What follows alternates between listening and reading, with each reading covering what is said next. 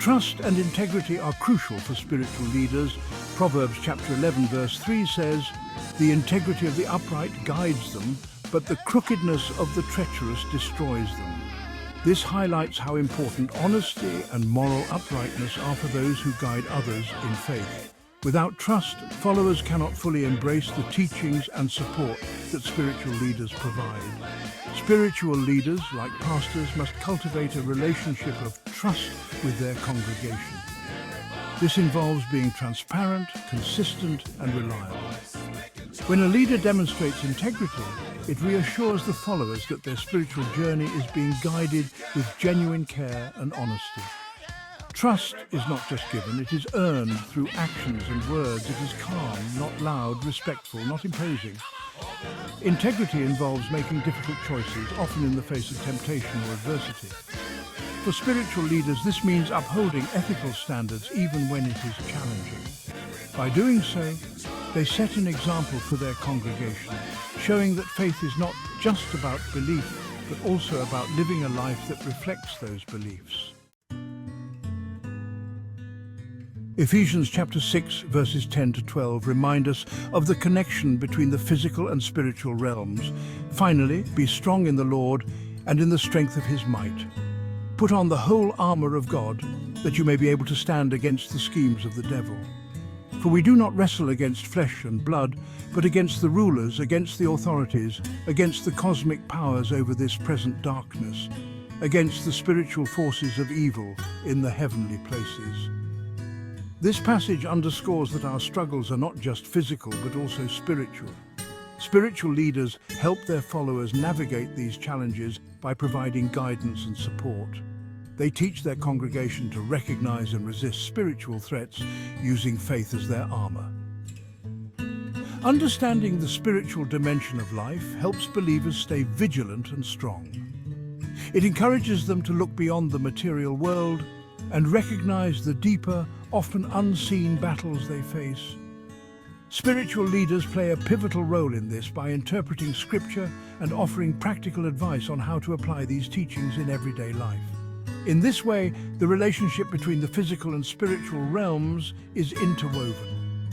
Leaders need to address both aspects to provide holistic guidance.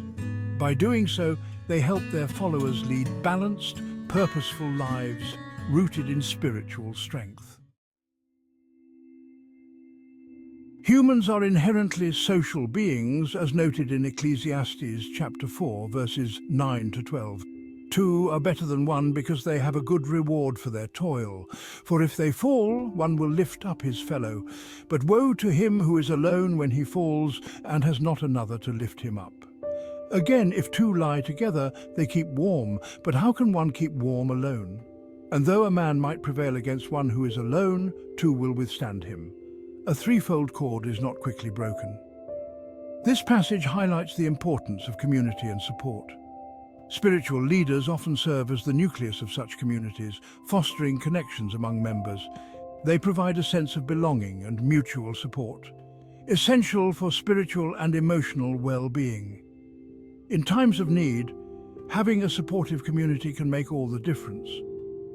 Spiritual leaders facilitate this by encouraging fellowship and collective worship. They create opportunities for members to connect, share experiences, and support each other. This sense of community is a vital aspect of faith-based living. Vulnerability is a natural part of the human experience. Human beings are specifically vulnerable with both their relationship with God and their fellow men. That is, in their faith and need for belonging or fellowship. By acknowledging this, spiritual leaders can offer guidance and comfort. They help their congregation understand that seeking help and relying on others is not a weakness but a strength. This fosters a supportive environment where members can grow and thrive together. Religious practices can sometimes be manipulated, as warned in Matthew chapter 7, verse 15. Beware of false prophets who come to you in sheep's clothing, but inwardly are ravenous wolves. This verse cautions against those who use the guise of faith for personal gain or to mislead others. It is a reminder to remain vigilant and discerning. One example of misuse is the manipulation of speaking in tongues. While it is a genuine spiritual gift, some may exploit it to appear more spiritually endowed than they are. Some spiritual leaders can pressure followers to speak anything and pretend that it's the Holy Spirit. This can lead to a false sense of authority and deceive followers, ultimately compromising their integrity and giving the spiritual leader unfiltered control, like breaking a horse or oxen. Similarly, personal testimonies of miracles may be exaggerated or fabricated to gather followers and draw attention, compromising the follower and empowering the secret keeper. Matthew chapter 23 verse 9 further advises, "And call no man your father on earth, for you have one Father who is in heaven." This emphasizes the potential for spiritual titles to be misused. When leaders demand excessive reverence, it can lead to an unhealthy imbalance of power and dependency, straying from the true purpose of spiritual guidance. It is essential for followers to critically assess the teachings and actions of their leaders. One is most likely in or working towards a cult if they are compelled to speak in tongues, give testimony of unverifiable miracles, and refer to the spiritual leader as daddy or father. Spiritual leaders should encourage critical assessment of their teachings and actions by promoting transparency, humility, and while refraining from threats to the fellowship of those who inquire. By doing so, they help their congregation navigate their faith journey with discernment and integrity. Section 5. Pastors as shepherds, not fathers. Pastors are often seen as shepherds rather than fathers. Ephesians chapter 6 verses 1 to 4 and 1 Peter chapter 5 verses 2 to 3 offer guidance on this role. Ephesians 6, 1 to 4 states, "Children, obey your parents in the Lord, for this is right. Honor your father and mother. Fathers, do not provoke your children to anger, but bring them up in the discipline and instruction of the Lord." This passage sets the tone for familial relationships and can be misinterpreted when applied to spiritual leaders. 1 Peter 5, 2 to 3 advises pastors to shepherd the flock of God that is among you, exercising oversight, not under compulsion, but willingly as God would have you, not for shameful gain, but eagerly, not domineering over those in your charge, but being examples to the flock. This clearly differentiates the pastoral role from that of a paternal figure.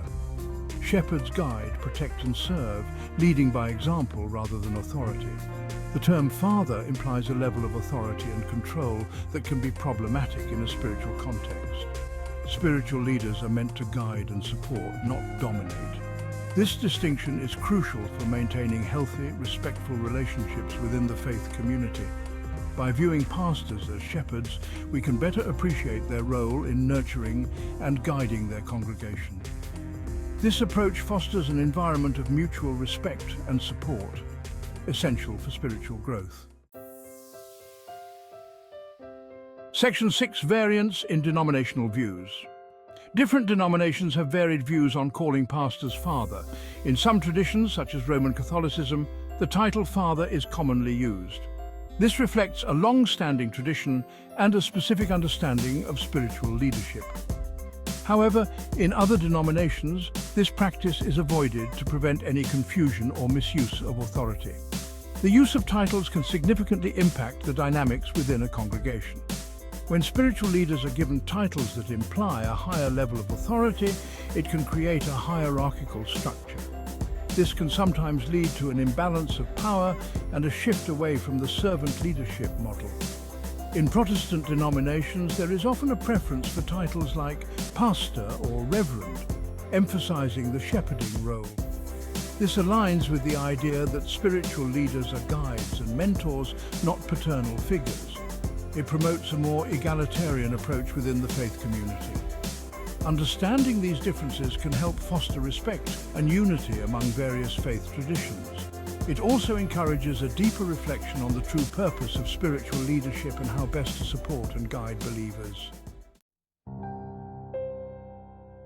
Section 7. Building trust in spiritual leadership. Building trust in spiritual leadership is a continuous process. It starts with transparency and honesty. Leaders must be open about their intentions, decisions, and actions. This transparency fosters a sense of security and trustworthiness among the congregation. Integrity is the cornerstone of trust.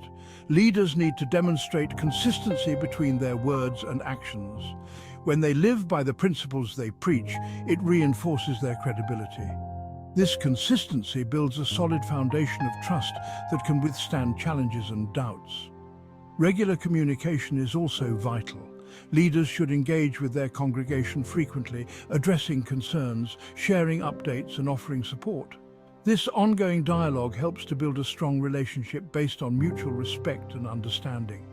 By prioritizing trust and integrity, spiritual leaders can create a supportive and nurturing environment. This allows their congregation to flourish in their faith, knowing they are guided by someone who genuinely cares for their well-being. Section 8.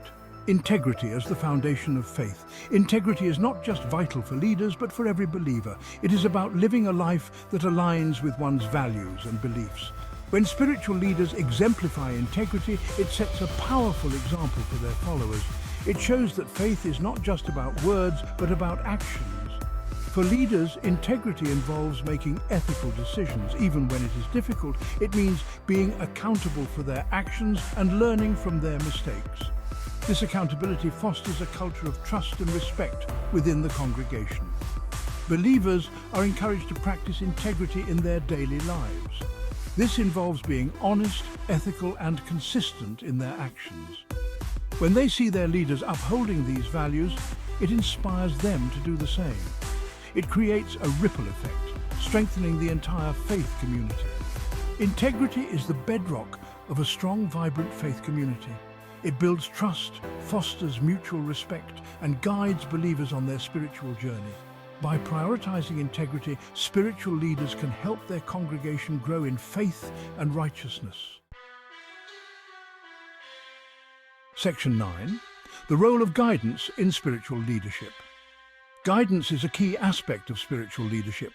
It involves helping believers navigate their faith journey, offering support and providing wisdom. Spiritual leaders are like guides, lighting the path for their congregation and helping them stay on course. Effective guidance requires a deep understanding of Scripture and a genuine concern for the well-being of the congregation. Leaders must be knowledgeable and empathetic, able to address the unique needs and challenges of their followers. This personalized approach makes the guidance more meaningful and impactful. Leaders also need to be approachable. Believers should feel comfortable seeking advice and sharing their concerns. This openness fosters a supportive environment where individuals can grow and thrive.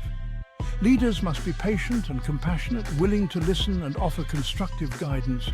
By providing thoughtful and compassionate guidance, spiritual leaders help their congregation build a strong, resilient faith. They empower believers to face challenges with confidence and to grow in their spiritual journey. Section 10. Conclusion. Ideal spiritual leadership. Ideal spiritual leadership is built on trust, integrity, and guidance. Leaders must exemplify these qualities to effectively support and nurture their congregation. By prioritizing transparency and honesty, they build a foundation of trust that strengthens the faith community. Integrity is the cornerstone of this leadership. Leaders must live by the principles they preach, setting a powerful example for their followers. This consistency fosters respect and trust, creating a supportive environment for spiritual growth. Guidance is another essential aspect. Spiritual leaders must be knowledgeable, empathetic, and approachable, offering personalized support to their congregation. By doing so, they help believers navigate their faith journey with confidence and resilience. In summary, spiritual leaders are shepherds, not fathers. They guide, support, and nurture their congregation, helping them grow in faith and righteousness. By embodying trust, integrity, and guidance, they create a strong, vibrant faith community. Finally, it is vital to understand that not knowing is fine. Through it, we all learn. As Emily Dickinson said, "Not knowing when the dawn will come, I opened all the doors." This is a presentation by Dr. David F. Amakobi.